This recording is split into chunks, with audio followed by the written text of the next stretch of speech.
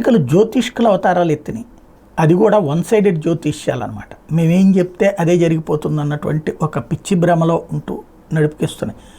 ఈనాడు, ఆంధ్రజ్యోతి పుంకాను స్టోరీలుగా జగన్ ఇద్దీసేస్తాడు ఏమీ చేయడు అని రాసుకొస్తున్నాయి.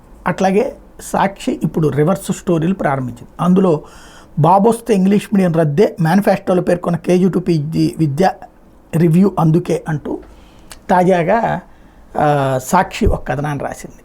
నాకున్న అవగాహన మేరకైతే ఇంగ్లీష్ మీడియం స్కూల్ తీసేయడం అనేది అసాధ్యమే కాదు. చంద్రబాబు గారు కూడా ఇంగ్లీష్ మీడియం పెట్టాలనుకున్నారు.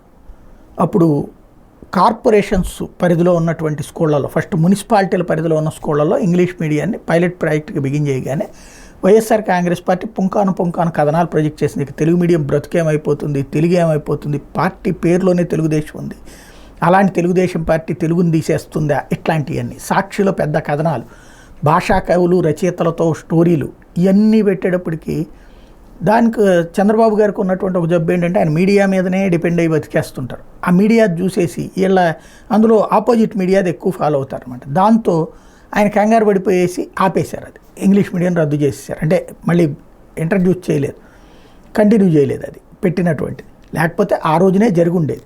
నారాయణ గారే పెట్టింది ఆ రోజున.